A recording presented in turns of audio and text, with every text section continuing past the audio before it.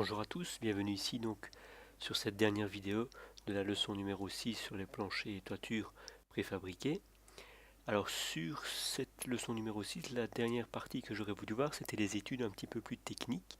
Qu'est-ce que j'entends par des études plus techniques? J'entends en fait visualiser les capacités de portée des différents ourdis et voir un petit peu leur capacité de reprise de charge, voir un petit peu quelles seraient en fonction des charges les flèches des éléments, voir l'utilité d'une dalle de compression ou pas sur ces éléments de plancher, envisager aussi la possibilité d'incorporer un balcon avec une isolation thermique vis-à-vis de notre plancher. Donc c'est un petit peu ça que je vais essayer de montrer de manière globale dans cette dernière vidéo. Alors les formules que vous voyez ici, elles sont bien belles, elles sont longues, elles sont avec plein des petites formules, etc. Nous, on va pas s'amuser à essayer de les retenir, ça sert à rien. Ce qu'on veut juste essayer de comprendre, en fait, c'est que si je vous donne une notation par rapport, ben voilà, je vais faire une nouvelle diapositive. Euh, pour comprendre, en fait, quand vous allez avoir un ourdi, ce ourdi, il va avoir, ben, comme vous voyez ici, une certaine épaisseur suivant sa dimension. J'exagère un petit peu comme ceci. Vous allez avoir l'armature. Alors l'armature, en fait, elle va se situer ici au niveau inférieur. Et cette armature, je vais la mettre par exemple en rose un petit peu plus gras. Voilà. On va tirer dessus. Donc on va tirer dessus des deux côtés pour la rendre en tension. Donc que ce soit ici à gauche ou ici à droite, comme vous le voyez là-dessus.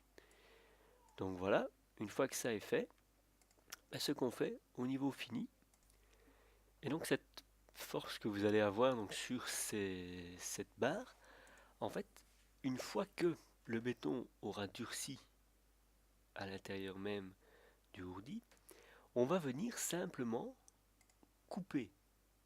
Donc ici, on va venir couper avec forcément un élément extérieur. On va venir couper cette tension. Mais qu'est-ce qui va se produire en fait quand vous aurez coupé ça? Dans des zones proches, ici,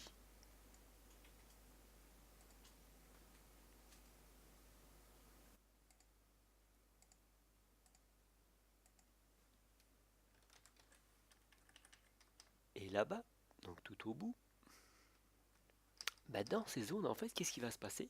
Par le fait que vous arrêtiez la tension, va se passer un raccourcissement de l'armature puisqu'elle n'est plus mise sous tension. Et donc, par ce petit déplacement de l'armature dans la gaine même de béton, dans la matière même de béton, vous allez avoir une perte d'adhérence. Et cette perte d'adhérence, en fait, va vous diminuer au niveau des appuis la reprise de l'effort tranchant.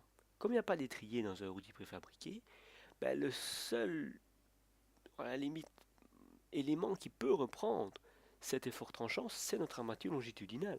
Mais si déjà cette armature longitudinale, elle a perdu de l'adhérence par le fait qu'on ait coupé l'armature, ça engendre le fait qu'on peut avoir, en fait, dans un Audi, des fissures dans ce qui s'appelle la zone 1. Et donc cette zone 1, c'est la zone dans laquelle vous auriez une perte d'adhérence de la barre longitudinale dans le ourdi. Et ça, c'est problématique, ça.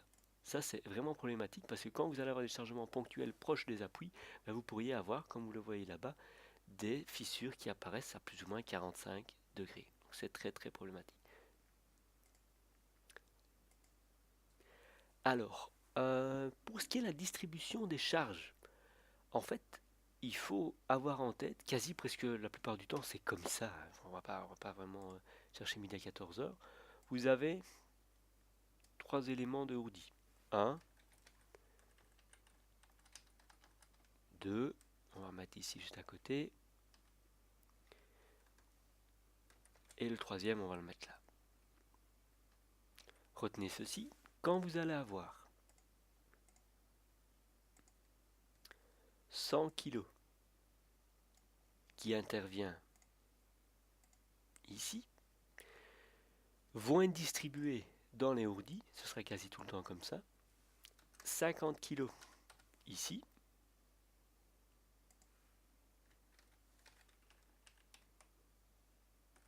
25 kg là.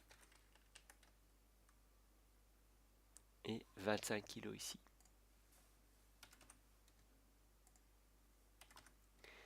Donc c'est une répartition quand vous avez des charges ponctuelles de 50, 25, 25.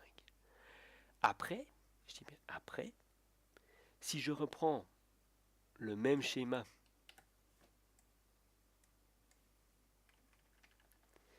mais je place sur ce schéma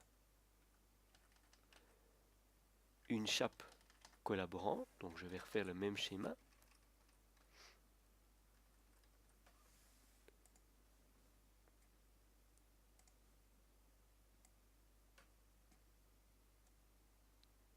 Voilà, je vais remettre une chape collaborante là-dessus. Et je vais transformer cette charge ponctuelle en une charge, comme vous le voyez, répartie. Mais là, comment vont se distribuer les efforts? En fait, on va s'aider pour ça, pour essayer de le comprendre un peu mieux, de cette droite-ci. Donc en fait, ces droites, qu'est-ce que ça fait? En fait, vous avez 6 éléments de plancher. 1, 2, 3, 4, 5, 6. Et par élément de plancher, vous avez deux comparateurs, en fait, qui sont des comparateurs qui vont savoir de quelle manière vont se déformer nos éléments de plancher.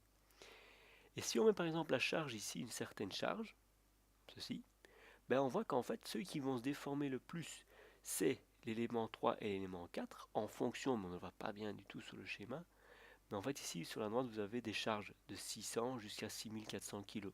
Et donc chaque courbe, c'est quand on augmente la charge linéaire ici. Donc en fait, qu'est-ce qui va se passer? Quand vous allez avoir plusieurs éléments de plancher les uns à côté des autres, grâce à la chape de compression, vous allez limiter les déformations aux éléments où s'applique la charge en diffusant cette déformation via la chape de compression aux autres éléments de plancher qui se situent sur le côté. C'est à ça, et c'est un des paramètres très importants de l'utilisation de cette chape de compression, c'est de pouvoir diffuser très facilement la charge qui s'applique directement sur le plancher sur un seul élément ponctuel et de diffuser cette déformation vers les éléments qui y sont connectés grâce à cette chape de compression. Donc là vous voyez encore un autre type de cas rencontré, c'est le sixième élément qui reçoit toute la charge vraiment linéaire sur tout son élément, et donc lui subit énormément de déformation, mais on essaie de contrôler cette déformation en pouvant se dire que la flèche ne sera que pour, j'invente, de 3000 kg, que de 1,1 cm maximum pour une portée de 6 mètres. Ça va? Ici encore c'est un autre exemple, c'est exactement ce que je voulais vous montrer en fait. Pour une portée ici L de notre élément de Hurdy, donc qui va ici de 4, 6, 8, 10, 12, 14, avec forcément les valeurs intermédiaires. En fait, qu'est-ce qu'on voit quand on analyse ce graphique? On s'aperçoit que si on place une charge ponctuelle parfaitement sur l'élément numéro 3 qui comporte l'élément total de plancher, c'est 5 éléments de Hurdy, 1, 2, 3, 4, 5. Si on place cette charge ponctuelle sur l'élément numéro 3, plus la longueur de l'élément de plancher est faible, au plus ce sera l'élément 3 qui reprendra de charge et pas les autres. Au plus l'élément de plancher est long, au plus la charge se diffusera très très bien dans les autres éléments de plancher. Je m'explique. Si je prends une portée de 4 mètres et je mets 100 kg, 100 kg, ces 100 kg vont se répartir. Pour l'élément numéro 3, il va prendre aux alentours de 32-33 kg. Pour l'élément 2 et 4, il va prendre, lui, presque 23-24 kg. Et pour l'élément 1 et 5, qui est très éloigné de l'application de la charge, il va prendre peut-être 12 kg. Et la somme de tout fait 100 kg. Si je prends maintenant 10 mètres de plancher, de longueur de Hurdy, en fait, qu'est-ce qu'on voit? On voit qu'en fait, quasi presque tous les éléments vont reprendre en 18 et 22 kg. Donc là, grâce à la chape de compression et à la longueur de l'élément, en fait, plus l'élément est long, plus vous laissez la possibilité à la chape de compression de diffuser cette charge sur l'entièreté des éléments qui se situaient les uns à côté des autres. Donc ça, c'est aussi un paramètre important. Donc ça, ces deux tableaux-ci, enfin ces trois tableaux-ci, c'est uniquement pour des éléments de ourdi alvéolés qui ont une certaine dimension, une certaine longueur en béton. Si on travaille avec des poutrins à claveaux, là c'est différent. La diffusion de la charge se fera via, on peut se aider de ce tableau-ci. Donc si la charge est ponctuelle sur le poutrin numéro 1, vous avez des poutrins qui sont à chaque fois situés de part et d'autre, comme vous le voyez là-bas. Et donc qu'est-ce qu'on voit en fait? Si vous avez, donc là ici il est mis donc le nombre de poutrelles de chaque côté de la charge concentrée. Donc si vous avez deux poutrins de chaque côté de la charge concentrée, donc vous avez 1, 2 poutrins, 1, 2 poutrins, qu'est-ce qu'on voit? On voit qu'en fait la charge qui verra s'appliquer sur le poutrin numéro 1, il y a 26% de la charge qui sera reprise par le poutrin 1, qui déformera le poutrin 1. Le poutrin 2, 2 va reprendre 22% de la charge. Et le poutrin 3, 3 va reprendre uniquement 15%.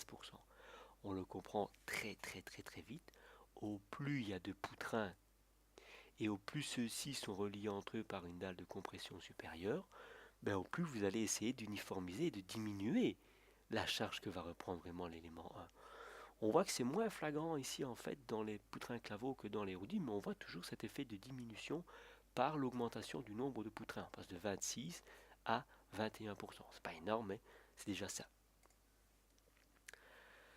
On peut créer des dalles alvéolaires en porte-à-faux, mais ce qu'il faut bien mettre en évidence, c'est que si vous créez des poutres alvéolaires en porte-à-faux, là, il faut absolument prendre contact avec le bureau d'études de la société qui va vous donner ces éléments d'ourdi pour voir ici les armatures qui vont être mises en renfort au niveau supérieur. On le voit peut-être difficilement, mais là et là, il y a des points qui sont les armatures supérieures pour reprendre notre porte-à-faux.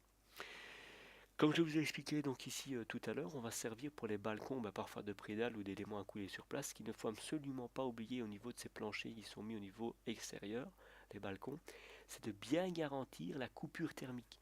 Donc on le voit ici de manière assez simple, on le voit là-bas, on voit là et ici la coupure thermique qui se fait entre bien évidemment le parement extérieur ici et le parement intérieur là-bas. Donc ici on est au niveau extérieur. Je vais peut-être écrire un petit peu plus grand pour que ça se voit parce que sinon on aura des difficultés. Donc là on est à l'extérieur et ici on est à l'intérieur. Ça va? Même chose ici.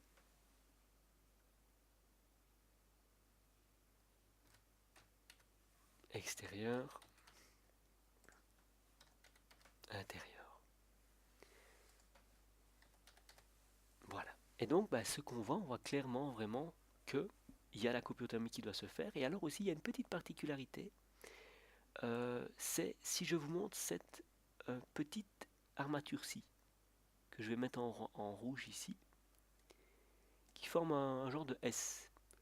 Alors en fait, c'est exactement la même chose que pour les escaliers.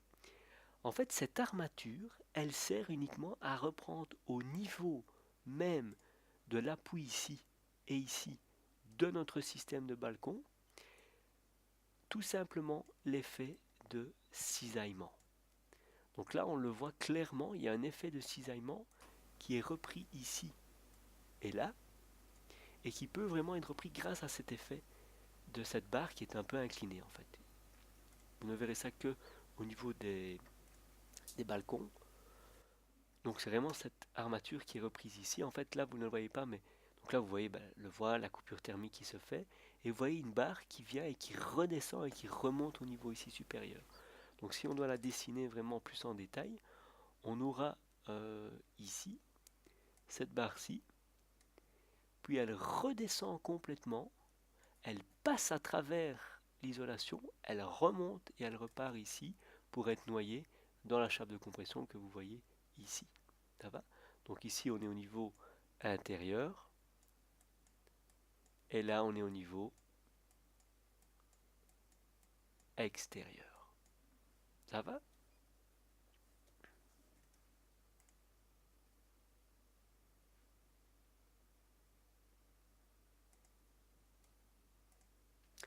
Alors on peut le faire aussi avec un autre système, donc ça c'est le système de boucle, c'est un petit peu différent, mais ça reste le même concept bien évidemment par rapport à notre considération ici. Donc il faut vraiment bien se dire aussi, je n'ai peut-être pas insisté par rapport à cette illustration-ci, c'est que vous avez des barres qui passent aussi au niveau supérieur pour reprendre la déformation du balcon qui sera dans le porte-à-faux. Et donc ces barres reviennent ici jusque tout au-dessus. C'est, comme d'habitude, un chaînage longitudinal. Pas plus compliqué que ça. Voilà à quoi ça ressemble. Donc voilà l'armature en Z que vous voyez ici et ici.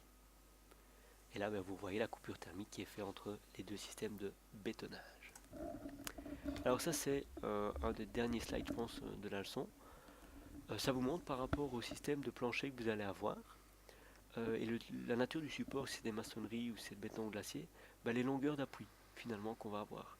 Retenez ceci vraiment de manière assez simple. Les longueurs d'appui, c'est entre 7 et 12-13 cm. C'est vraiment le maximum qu'on peut avoir. Après, on peut en avoir plus quand on a des éléments, bien évidemment, qui sont un petit peu plus conséquents. Mais c'est souvent de 7 à 12 cm, voire 13 cm, ce qu'on peut avoir en idée moyenne pour les longueurs d'appui.